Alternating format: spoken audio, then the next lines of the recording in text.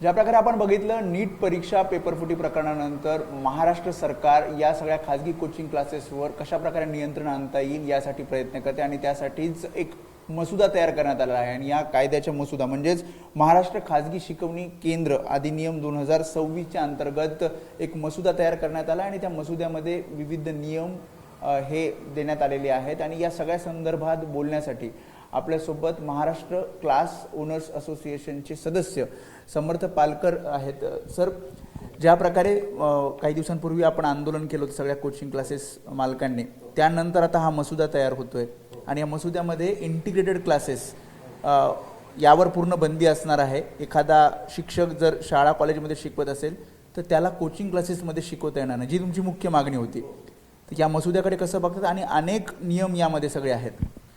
So यातले बरेचसे नियम्स Maharashtra class owners असोसिएशनने आधीच मागणी केलेली होती, त्याच्याप्रमाणे चाललेले आहेत। फक्त त्यातले काही नियम म्हणजे आता इंटिग्रेटेडचा आपण मुद्दा काढतोय, मला मान्य आहे की इंटिग्रेटेड नसायला पाहिजे, पण मग आपल्या विद्यार्थ्यांनी महाराष्ट्रातल्या विद्यार्थ्यांनी JEE आणि नीटचा अभ्यास कसा करावा हा एक मुख्य प्रश्न आहे। कारण मग आपल्या विद्यार्थ्यांनी इथे जर ते अलाउड नसेल म्हणजे तर ते कुठे जाऊन करावा हा एक प्रश्न निर्माण होईल। आता याच्यात दोन मार्ग निघतील कदाचित, कारण आपण मार्ग काढत राहणार त्याच्यातनं। त्यातला एक मार्ग आहे की ज्या स्टेटमध्ये उदाहरणार्थ कोटामध्ये डमी स्कूलिंग वगैरे तिथे ऑफिशियली सगळं चालू आहे त्या राज्यात मुलं आपली शिफ्ट व्हायला सुरुवात होतील। दुसरं मला असं वाटतं की JEEचा आणि नीटचा अभ्यास करण्यासाठी खरोखर एक्स्ट्रा टाईमची गरज आहे। मग त्यासाठी आपल्या मुलांना आपण सांगणं की 1 वर्ष गॅप घे आणि तू अभ्यास कर, ते मला योग्य वाटतं। हे योग्य निर्णय आहे इंटिग्रेटेडचा?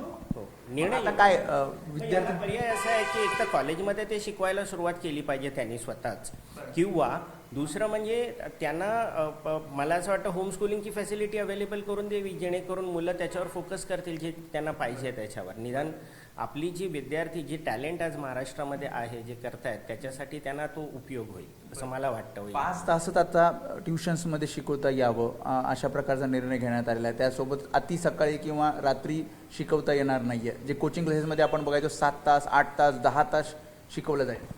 नाही, मला वाटतं त्याच्यात काही गैर नाही आहे। 5 तास जर शिकवतायत आणि जर त्याला गरज लागली तर आता अर्थात पर्याय आहेत, ऑनलाईन कोचिंगचा ऑप्शन अवेलेबल आहे, मुलं घरी बसून पण शिकू शकतात, त्याच्यामुळे तो काही मला अडचणीचा भाग वाटत नाही। 25 विद्यार्थी ज्यांच्या कोचिंग क्लासमध्ये किंवा त्याच्यापेक्षा जास्त त्याला आता नोंदणी करावी लागणार आहे, हा मला महत्त्वाचा मुद्दा वाटतो। कारण 25 विद्यार्थी जर आज माझ्या क्लासेसमध्ये आहेत, मी मोठ्या क्लासेसचा विचार करत नाही। जनरली क्लासेस म्हटलं की 2 लाख 3 लाख फी असं एक गैरसमज लोकांमध्ये निर्माण झाला आहे। पण आज माझ्या क्लासेसची फी जर ॲव्हरेज 40,000 रुपये आहे आणि दिवसभरात जर 25 विद्यार्थी येत आहेत माझ्याकडे, तर माझं टर्नओव्हर झालं 10 लाखाचं। तर या 10 लाखांमध्ये मी शिक्षकांना काय द्यायचं आणि काय करायचं, आणि हा रजिस्ट्रेशन किंवा एखादी गृहिणी जेव्हा आजच्या घडीला सुशिक्षित गृहिणी जी आहे जी आज घरात बसून काही म्हणजे याच्यात शिथिलता आणावी, शिथिलता आणली पाहिजे। 25 विद्यार्थी हा खरंच खूप कमी आकडा आहे।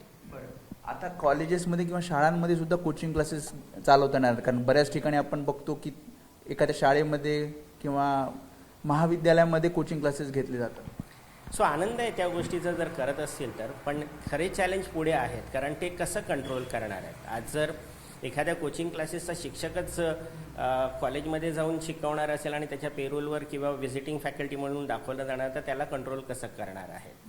किंवा आज एक साधं उदाहरण द्यायचं झालं, ज्या प्रकरणामुळे हे सगळं पुढे आलं तिथे जर NTA मध्ये माणसं घुसवू शकतात, तर एखाद्या कॉलेजमध्ये घुसवणं मोठी गोष्ट नाही आहे। 5 ते 10 लाखाचा दंड शिक्षा त्याच्यात असणार आहे। साहेब, ज्यांचे टर्नओव्हर्स करोडोंमध्ये आहेत त्यांच्यासाठी 5-10 लाख मोठी गोष्ट नसेल। तुम्हाला काय वाटतं आता हे योग्य आहे की यामध्ये सुद्धा अजून काही कडक नियम असावेत? नाही, नियम योग्य वाटतात मला, त्याच्यात काही गैर वाटत नाही आहे। फक्त त्याच्यातनं काही जे आहे मुळात ज्या कारणासाठी केलं JEE आणि नीटचं जे आहे त्या विद्यार्थ्यांनी शिकायचं कसं हा प्रश्न अजून लक्षात घेतलेला नाही। म्हणजे कॉलेजेसमध्ये तेवढं मार्ग शिकवलं जावं, कॉलेजेसमध्ये व्यवस्था करावी, किंवा मुलांना ओपन स्कूलिंग किंवा होम स्कूलिंगचं ऑप्शन देऊन टाकावं घरी। त्याच्यामुळे या सगळ्या मसुद्या संदर्भात जे कोचिंग क्लासेस मालक आहे ज्यांनी काही दिवसांपूर्वी आंदोलन केलं होतं आणि हे नियम लावावेत त्यानुसार आता हा मसुदा तयार करण्यात आलेला आहे। फक्त या सगळ्या कोचिंग क्लासेस मालकांचं हेच म्हणणं आहे की त्याची अंमलबजावणी कशा पद्धतीने केली जाणार, कारण मसुदा तर तयार केला मात्र कडक अंमलबजावणी केली जावी आणि विद्यार्थ्यांना नीटसाठीचा जो पर्याय आहे शिकवण्याचा तो कशा प्रकारे आता उपलब्ध करून दिला जाणार? मग जसं त्यांनी सांगितलं ओपन स्कूलिंग असेल किंवा मग कॉलेजेसमध्येच किंवा शाळेमध्येच पूर्ण तयारी करून घेतली जाणार का?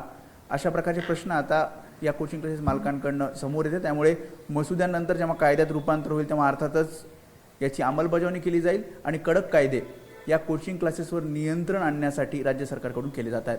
कॅमेरामॅन अनिल संगारेसह मी वेदांत, ABP माझा, मुंबई.